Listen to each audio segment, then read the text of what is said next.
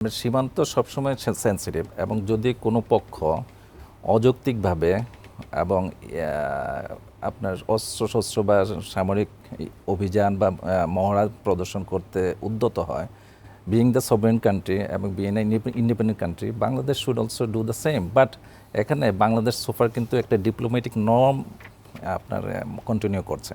বাংলাদেশ কিন্তু এখনও আলোচনা করছে। বাংলাদেশের যে এখনকার গভর্নমেন্ট, ওনারা আসার পরে এই যে স্যার কিছুক্ষণ আগে বললেন যে প্রাক্তন প্রধানমন্ত্রী উনি একটা কথা বলেছেন যে ইন্ডিয়াকে আমরা এমন কিছু দিয়েছি যেটা মানে they will remember for the long time. তো এই গভর্নমেন্টে ভুলবে না, রাইট। তো এই গভর্নমেন্ট কিন্তু একটা ইনিশিয়েটিভ নেওয়া উচিত যে আসলে কি কি চুক্তিগুলো করা হচ্ছে এবং যে চুক্তিগুলো অসম, যেগুলো আসলে মানে আপনার পারস্পরিক রিলেশনশিপ বা রেসপেক্টফুল রিলেশনশিপ যদি আপনার মেনটেন না করে ওই এগুলো কিন্তু রিভিউ করা উচিত।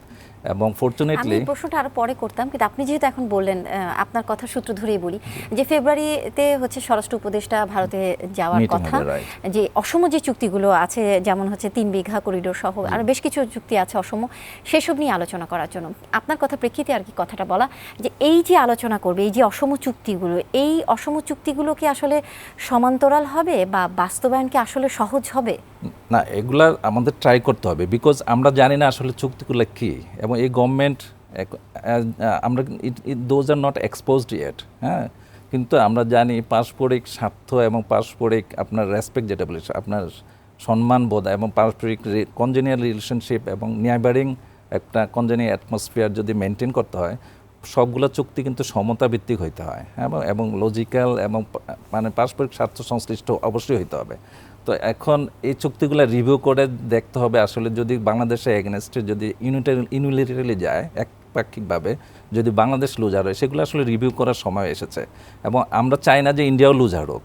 ইন্ডিয়া আমাদের নাইবারিং কান্ট্রি, আমরা চাই কিন্তু ইন্ডিয়ার সাথে পারস্পরিক রিলেশনটা প্রপার হোক এবং যাতে দুইটা দেশই আপনার একই সাথে উন্নতভাবে যায়। তাহলে আমি তো মনে করি যে যেটা আপনি বললেন, আপনি সাংবাদিক হিসেবে অনেক তথ্য আপনার কাছে আছে যে চুক্তিগুলো হয়েছে আমরা জানি না, দে আর নট এক্সপোজড, রাইট। কিন্তু তাহলে স্বরাষ্ট্রমন্ত্রী ভারতে ফেব্রুয়ারিতে যে যাবেন তার আগে নিশ্চয়ই এগুলো প্রকাশিত করা উচিত এবং সেটা আমাদের ডিবেট হওয়া উচিত। এবং কি করবেন 3 বিঘা করিডোর নিয়ে 3 বিঘা করিডোর আমরা জানি বেশ কয়েকটা এগ্রিমেন্ট, স্বরাষ্ট্র সচিব উনি জাহাঙ্গীর আলম উনি নিজে বলেছেন যে প্রায় 4টা চুক্তি আছে যেগুলা আপনার রিভিউ করা উচিত।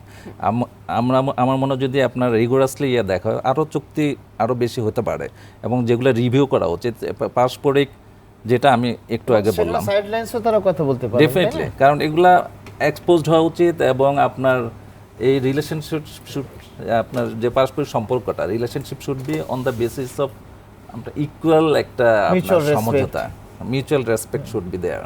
কারণ এটা না হলে কিন্তু আসলে কোনো দেশের জন্য আপনার সুখকর হবে না।